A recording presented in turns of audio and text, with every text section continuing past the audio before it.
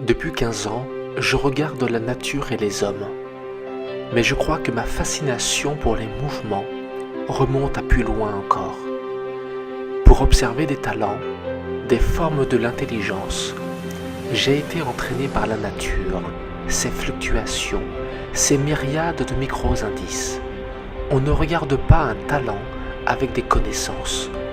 On le regarde avec la même attention que l'on observe une rivière couler après la pluie. Quoi de plus fascinant que d'accepter que votre regard ne puisse embrasser tous les détails. Jour après jour, le regard s'entraîne comme l'on entraîne un muscle, une séquence musicale. On l'entraîne à scruter, à observer sans penser. On l'entraîne à se taire pour mieux discerner. On l'entraîne non à garder le silence, mais à percevoir le son, les sons du mouvement du monde. Regarder, c'est accepter le cours des choses sans pouvoir agir dessus, mais sans pour autant rester à ne rien faire. C'est observer l'amont pour comprendre l'aval. Je suis observateur de talent. Je scrute les mouvements de celles et ceux qui bougent, qui créent même sans en avoir conscience. Il y a plus d'activité dans l'anodin que dans la démonstration d'un talent formaté.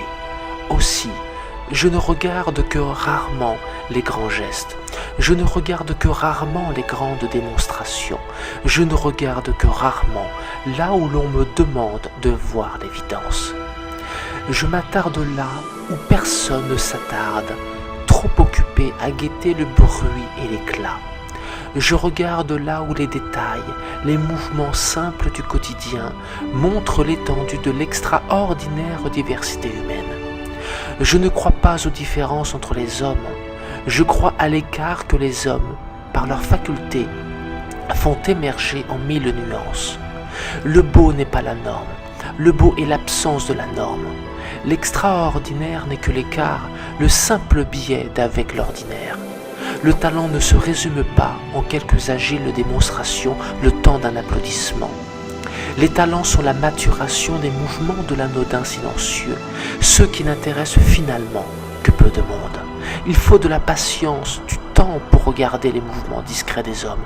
Il faut de l'indifférence pour ne pas ériger en une quelconque distinction un talent au regard d'un autre. Dans la nature, nul n'est supérieur à l'autre. Dans l'indifférence la plus totale, chaque espèce, chaque plante se déploie selon ses facultés. N'est-ce pas cela qui devrait nous inspirer ? J'apprends encore et encore à regarder, à discerner, à veiller ce mouvement anodin, ce détail furtif par lequel l'évidence, tôt ou tard, se révèle.